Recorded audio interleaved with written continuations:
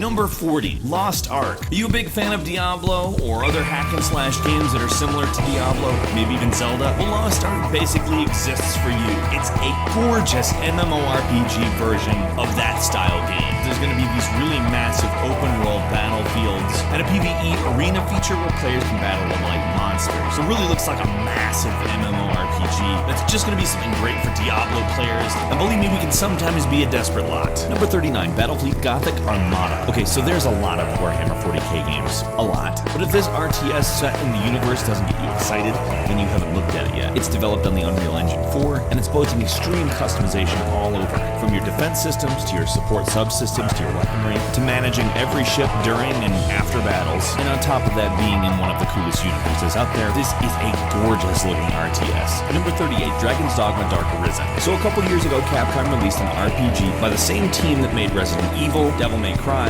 and Breath of Fire. And over time, they've made some improvements to that game through various DLCs, and created a really massive open world that actually engrosses you and makes you feel as though you have consequence within the world itself. This game plays a whole lot like if you combine Oblivion with Monster Hunter, which is a weird combo, but trust me, it works really well. And frankly, there's a certain kind of excitement that comes along with having this kind of game on the PC. Number 37, Homefront: The Revolution. It's just every kind of weird that you want from Homefront at this point. It's 2 years after the first Homefront in 2029. There's a Korean invasion in Philadelphia, and it's obviously your responsibility to stop it. Not exactly a killer plot or anything, but who expected that? Who asked for that even? It's Homefront. It's big, it's obnoxious, and frankly, Philadelphia is a great setting for Homefront. The folks in charge of the sequel are really happy with what they've been allowed to do without THQ's involvement, moving from a very linear progression to a much more open world execution, which, to be frank, that's kind of what Homefront as an idea lends itself to. Number 36, Albion Online is a sandbox MMO. You can play this game on Windows, iOS, and Android, with other people playing it on any of those platforms. And if that makes it sound like it's dumbed down, you're very wrong about that. All the items and buildings are crafted by the players in the world. It has a crafting and player-driven economy, combat to claim territories, or even just attack and watch the world burn. You don't need to care about the spoils to be a victor. And here's the other thing. In the PvP, when you die, people can fully loot you. Combat actually looks pretty unique in that everything is classless, and a lot of people can play it at once on a lot of different platforms. Number 35, Unravel is a physics-based puzzle platform game. It's one of those unique games that just immediately gets a fan base. The mechanics combine traditional platforming with some puzzles that you have to solve using the yarn that you are made of. And I've seen a couple of comparisons to Little Big Planet, but I don't think they're the same kind of game. That's a creative platforming game, whereas this is a puzzle platforming game with a heavy emphasis on physics that I can't wait to dig into. Number 34, Dreadnought is a game where you take control of a large spacecraft and fulfill the role as captain using the weapons to attack other very large ships. And there's a very specific emphasis on very large ships. This is not like a rogue type situation. You are the captain. It's not going to be dogfights. A lot of this is about strategy, anticipation, and positioning. On top of that, there's multiplayer that sounds pretty damn fun. Number 33, Verana is a hack and slash game that Ubisoft is bringing out. It takes a pretty known concept and grounds it a little bit by not making it fantasy oriented. It's actually intended to be somewhat historical and gives you the option to play as medieval knights, samurai, and Vikings, to give you a few examples. It is a hack and slash, but it's a little bit more tactical, and the battle system is actually called the Art of Battle. And they structured a lot of the multiplayer modes around shooters, with the creative director of the game actually calling it a shooter with swords. Yeah, sign me up, thanks. Number 32, The Witness is Jonathan Blow's next game, and essentially is kind of like an open world puzzle game, if that makes sense to you. It's inspired by Myst, so anybody who is from my age bracket is gonna go, oh, maybe I will try that. It has been in development for a very long time, and it really does look like an advanced title that does have a bit of mystery surrounding it, as Jonathan Blow has actually kind of avoided telling people what the big core mechanic is, calling it kind of a spoiler. And Braidwood's a great game. I love Myst. I really look forward to see what Blow comes up with. Number 31, Shadow Warrior 2. Now, you may not remember the old Shadow Warrior games. That's fine. 3D Realms hasn't existed in quite a while. It's from the Duke Nukem era, though. Shadow Warrior is kind of a so violent it's funny game, but it also is touting a much more clever sense of humor and mechanics that really just get wild old school shooters were good, but it would just leave them exactly as they were. Now the reboot came out in 2013, and clearly Shadow Warrior 2 is the sequel. And from the looks of it, it's going to build a lot on the original game, including a procedural damage system, bringing in the ability to blow off limbs and body parts. Number 30 is Plants vs. Zombies Garden Warfare 2, which is obviously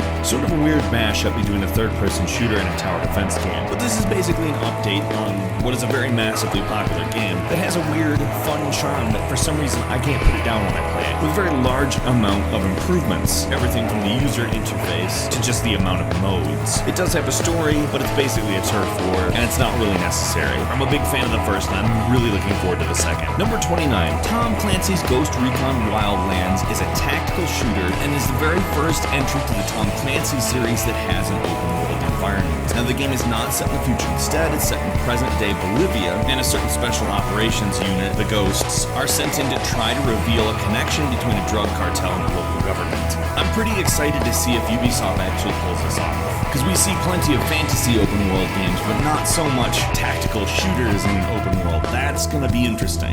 Number 28. Adrift is a first-person interactive fiction game, meaning it's a walking simulator, but let's stop calling that a genre that's bad. They're not always done right, I'm not saying they are, but neither is any other genre. Adam Worth basically came up with this idea after he really screwed up and said deal with it in regards to the original Xbox One DRM stuff. Hopefully Adam Worth is a better writer and game designer than he is a PR man. Number 27, Darkest Dungeon combines a mix of real-time movement and turn-based combat in this art style that is one of the most memorable I have seen in a very long time. Stress actually plays a factor in this. If stress gets really high and it remains unchecked, they actually develop afflictions, which from the looks of it seem to be kind of like status ailments. I like that. And I just point out one other thing. Why is it that side-scrolling RPGs are happening so much and looking so cool? Number 26, Dark Souls 3. Did you like Dark Souls 1, Demon Souls, Dark Souls 2, Bloodborne? I mean, that's a long list of games that are from the same developer that follow a similar formula and are all great.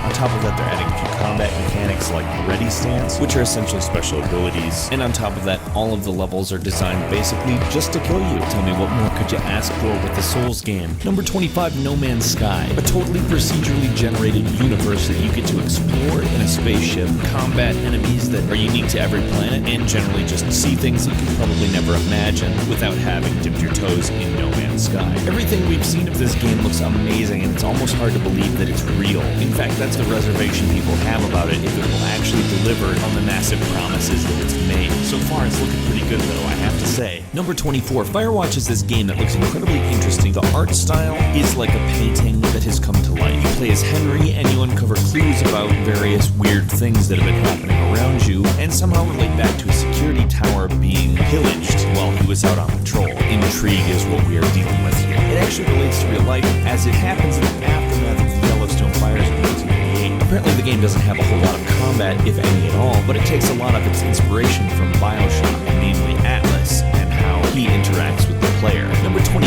Mafia 3 is a highly anticipated new entry to the Mafia series. If you're a fan of either of the first two games, I'm sure that this is a really big interest for you. It takes place in 1968 New Orleans. Oh, it's open world, hopefully a little less hub-like than previous Mafia games, but still, you'll be able to interrogate NPCs, and on top of that, you can recruit lieutenants from a cast of available characters, including the protagonist from the previous game, Mafia 2. Number 22, Street Fighter 5. So for one, the art style of Street Fighter 5 is fantastic. It looks amazing. I've never seen or imagined a Street Fighter that looks this good. And on top of that, they bring back some of the best features of Street Fighter 3, like the EX gauge, as well as the stun meter, which honestly 3 was definitely an underrated entry into the franchise. And though Street Fighter 4 didn't exactly do away with everything, for whatever reason didn't get as much attention as it maybe should have. In my opinion, it's probably because it wasn't quite the transition between 2D and 3D that the Street Fighter 5 looks to be. Number 21, Endless Space 2 is a turn-based strategy science fiction 4X game. Up to 8 players, either AI or real people playing, basically try to take over a randomly generated galaxy. It had a little bit of a learning curve, but people really like the original. Endless Space 2 seems like it's a little bit secretive at the moment, but the footage that they have shown is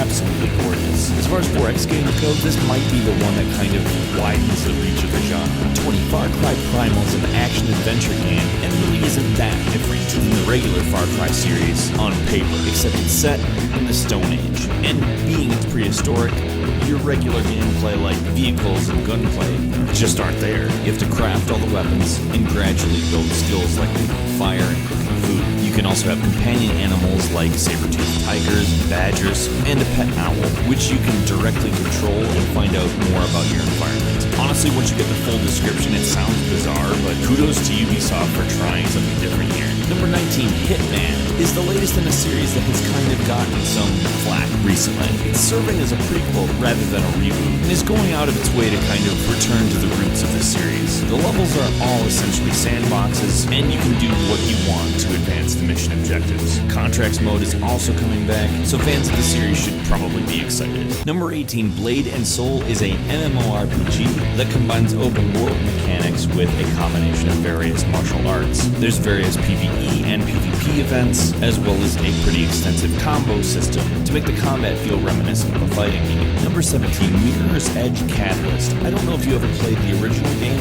but it's a really great game, albeit with a few minor flaws. And from the sounds of it, the developers are trying to address all of those in the new version. Its build is neither a reboot or a prequel, but basically being an origin story that kind of sounds like a reboot and a prequel to me. One way or the other, I don't really care. Supposedly the mechanics are vastly improved, and they started off great last game, so I can't really see any reason to think this will be anything other than fantastic. Number 16, Deus Ex Mankind Divided. Basically what looks like a very triumphant evolution of human revolution. Mankind Divided continues to follow Adam Jensen, who's working to stop terrorist attacks. The plot will find Jensen basically attempting to find balance between whatever shadowy organization runs who he works for, as well as demanding equality for augmented individuals, which are looked at as a threat thanks to the events of the previous game, and indeed the climate in general. Number 15, Torment Tides of Numenera is essentially a spiritual successor to Planetscape Torment. The game is an absolutely beautiful reminder that a game doesn't have to be entirely 3D in order to be gorgeous. Do RPGs have to be third-person follow-along games? No, they don't. And I'd like to thank the developers of Torment for showing everybody a great-looking example that seems like it's really going to be a nice shot in the arm for the genre. Number 14, Kingdom Come Deliverance is a 15th century role-playing game that takes place in Bohemia. It features a classless role-playing system, as is seeming to be a rising trend, that allows players to customize their skills and create the roles that they want to take on their own. On top of a really varied combat system, the game also features a needs system, which requires you to sleep and eat in order to stay healthy. Equipment and clothing degrades and requires repair. Basically, you're not just fighting enemies, you're also fighting time. Number 13, Rise of the Tomb Raider is breaking out of Xbox One exclusive hell and landing on the PC in January.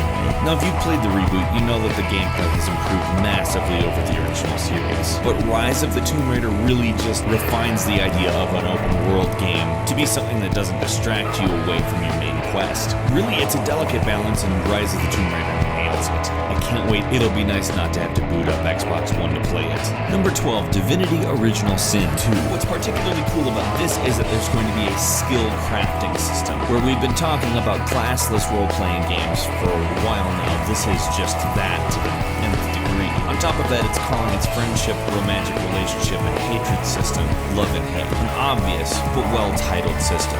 Number 11, Mass Effect Andromeda. Not a whole lot is known about this game, but can you believe we're going to be able to continue the Mass Effect series? That's the main takeaway for me. I love Mass Effect. The games are just fantastic, and each entry to the series just got better and better, and by the time we got to the end of it, it was a very smooth, well-polished shooter on top of having a great overreaching plot. I can't wait to dive back into the universe and explore the Andromeda Galaxy with a new cast that hopefully is able to mimic the attachment that we all felt to the original. Number 10, Star Citizen. That's right, Star Citizen is supposedly finally going to launch next year, and that means both Squadron 42 and Star Citizen the Persistent Universe itself. Both are very different, Squadron 42 being a single-player experience, a campaign that takes place within the universe of Star Citizen, and Star Citizen being a massively multiplayer online persistent universe that you can basically go around and do anything. If they actually pull this off, color me impressed, because it is possibly the biggest undertaking anyone has ever done for a computer game. Number 9. The Division is a Tom Clancy game in which you take the role of an officer going around a seemingly post-apocalyptic world and fighting with people online. It looks like a pretty innovative game, and we're all very impressed impressed with it. We just kind of want it to come out. Number 8, World of Warcraft Legion. The 6th expansion set to the massively multiplayer online game.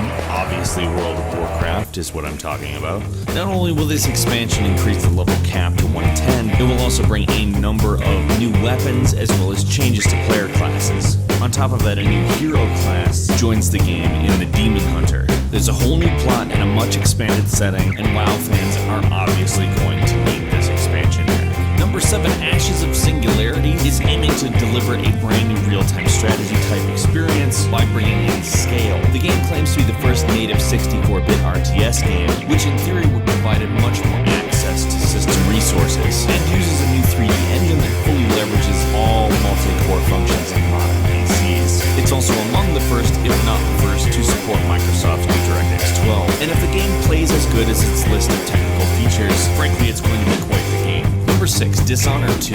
Okay, where to start? The original Dishonored is fantastic. It is phenomenal. If you haven't played it and you like stealth or first-person shooters or unique games or great level design, play it. I really truly cannot imagine a scenario where the second Dishonored game isn't really good.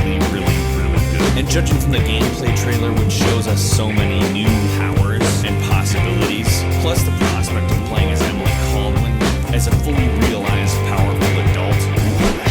Number 5, Total War Warhammer is a turn-based RTS, which follows the Total War gameplay, but places it instead of in a historical setting into the Warhammer universe. And I don't know about you, but knowing how good the Total War games are, and knowing how cool the Warhammer universe is, I have to say my body is ready. Please give me the RTS Warhammer game. Thank you. Number 4, Paragon is a character-based shooter game, and that is kind of the extent we know about it. It's made by Epic Games, who created Unreal Tournament, the Gears of War series, and even Infinity Blade. Now, they have a lot of experience with good shooters, clearly. So I'm thinking that Paragon is probably going to be exactly that. Number 3, XCOM 2. This sequel to Enemy Unknown will take place 20 years later and assume that XCOM lost. XCOM 2 will obviously continue the story and build on the turn-based tactics battle model that was really great in Enemy Unknown. Number 2, Overwatch by Blizzard. Okay, yeah, not really known for first-person shooters, Overwatch really looks like an amazing effort out of Blizzard. It's colorful, it's gorgeous, it's free to play, and features squad-based combat for 2 opposing teams of 6 players apiece. It really just looks like a cool world, and the gameplay itself looks like a good balance between arcade and PC shooters. And finally, number 1 is the Doom reboot. What spent many years being refined as first Doom 4, which would have been the newest entry in a continuity, Bethesda and id Software went back to the drawing board and created a reboot. They realized they needed to take the core Doom gameplay and update it. It can't just be another shooter. It's Doom. It's the mother of all shooters. But id Software, under the guidance of Bethesda, who has done the same thing before with Fallout 3, taken a franchise and changed it significantly while retaining great elements from the originals to very good response. To put it in the simplest way possible, I believe it can happen. And after seeing the footage, I am more than excited about Doom. What are you looking forward to the most in 2016? There's a lot of games coming out, so frankly, the choices are not sparse. Leave a comment, let us know what you think, and don't forget to click the like button as well. If you haven't subscribed to Game Ranks, now is a wonderful time to do so. We upload brand new videos every single day of the week. The best way to see them first is, of course, a subscription. As always, thank you very much for watching this video, and we will see you next time right here on Game Ranks.